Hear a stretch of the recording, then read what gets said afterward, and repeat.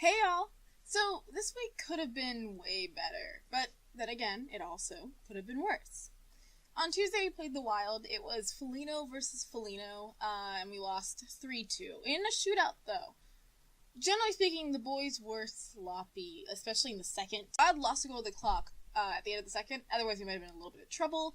Panarin, who had the secondary assist on the first Jackets goal, Savards, got a power play goal for the second, and Kukan, the D-man from the AHL, who looked absolutely terrified before the Vegas game, looked really good in this game. So did Alexander Wenberg, actually. He looked absolutely fantastic in this game, which is really exciting. Torts said after this game, though, that he wasn't sure if the players were giving it their all, despite what they may say, even to themselves, which is a pretty intense statement from your coach. And Torts then tired them out at practice the next day to prove it. Last game of January. Got a lot of stuff out there, I guess, for us to really explore during February. Speaking of, the first game of February was the Sharks' 3-1 loss. Before this game, Jenner was put back onto the line with Dubinsky and Atkinson, and then he scored. So Jenner hasn't been looking super great, and that's really good that he, after being put back on the original line, I guess, has been able to get back up there. Unfortunately, though, the Sharks were just better in this game. Pretty much every goal the Sharks scored was on the power play. The Jackets had a shocking amount of high-danger shots. And I say shocking not because, it's, wow, ridiculous number. It's just because the Jackets are not great at high-danger shots, especially in games where they lose. Bob didn't look really good in this game, and it might just be that it was hard for him to track their shots, or maybe he was blocked. I don't know, but he didn't look great. Next game, the Jackets played the New York Islanders, who were, at that point, 3 points below us in the standings. We lost 4-3 with Corpy in net. Josh Anderson got his first ever career power play goal. Our high danger shots were back at their expected low rates again, and we fell off the cliff in the third. And the Islanders scored 2 goals, thus allowing them to win, not even be able to push into overtime. Is what it is. Of course, a Metro loss, especially one that's this close, hurts, but despite taking only 1 out of 6 points this week, most of the games are pretty close. And I know that Torts said that he's not interested in moral victories or whatever in his press conference, but I'm still hopeful about what this means for the team. Before, we either won with it close or we lost super bad. So the fact that things are clicking more, that the Jackets are getting it together as a team, that it's closer, that we're winning more games, it's pretty good. So, some other things. On February 1st, Tom Reed reported the safe is desk sign was back up in the locker room, and then Steve Gordon tweeted today that Torts liked the way the boys were taking chances in New York. So, that's very exciting. The Jackets are really trying to, go out there and play their hockey, and that means that sometimes they're going to make mistakes, and sometimes they're going to be turnovers, but this aggressive style of play seems to be coming back, and I'm really excited about that.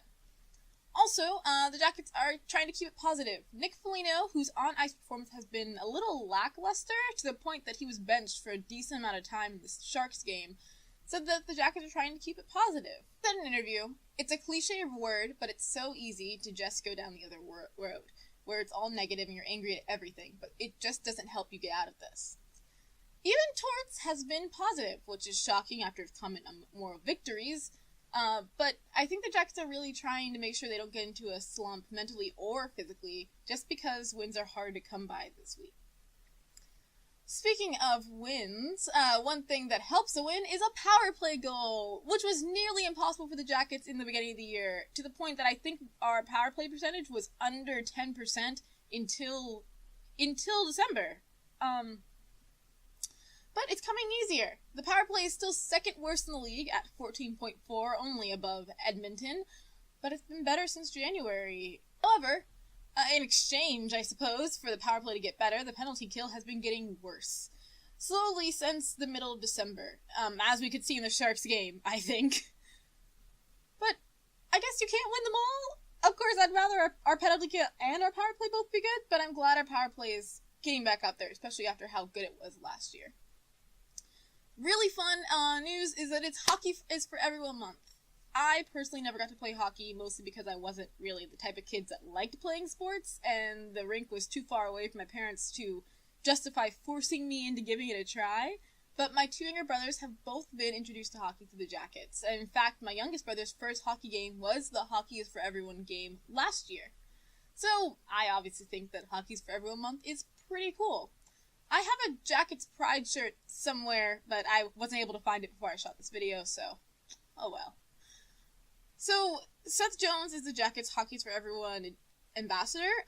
The boys had little stickers on the back of their helmets before the February 2nd game, and I assume that they're going to keep those on for the rest of the month. I don't know. Regardless, the Jackets Pride Night is this Saturday, when they play the New Jersey Devils in Nationwide. The Jackets are not the Canucks, who last year had a totally new rainbow jersey they wore in warm-ups for Pride Night, nor are they the Capitals, who do something different with a minority group every game for the entirety of Hockey's for Everyone month. But I personally am really grateful for all that they do. Rick Nash has been asked for his no-trade list by the Rangers. That's 18 teams that he cannot be traded to. Are the Jackets on that list? Do the Jackets want him if they're not on that list? He's apparently on pace for his 13th 20-goal season in the NHL, and if there's one thing the Jackets need, it's more scoring. I know there's a lot of pushback because he's older, because he's slower, because there's just still a lot of bad blood between Nash and Jackets fans. But I think it's at least worth looking into. That is, if the Jackets aren't on his no-trade list. One reason I think the Jackets might be a part of the 12 teams that Nash could be sent to is because they're in a playoff spot. Speaking of, let's take a look at the Metro. At the top still are the Caps. They have 65 points, which, somewhat hilariously, is the same number of points that the Toronto Maple Leafs currently have, and they're the third seed in the Atlantic right now.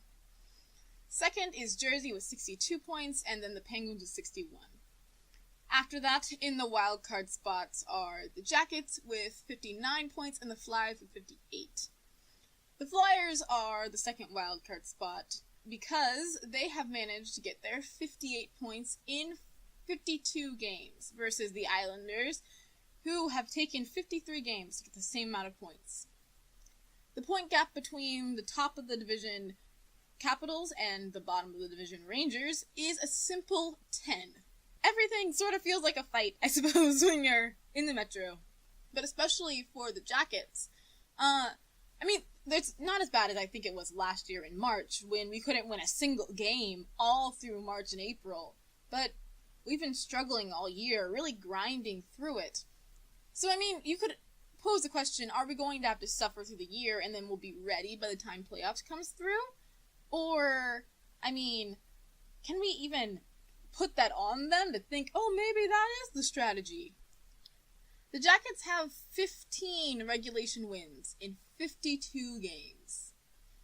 But this sport is really just a game at a time. And if you have to struggle and fight through all 84 of them, at least you know your team cares that they're fighting. But on that somber note, I suppose, that's all for this week. Thank you so much for watching. Hit that like if you liked this. Click subscribe if you loved it. I'm Lydia. This is Cannon Fire. And we play only Metro teams for the next week, including the Capitals twice. Get ready.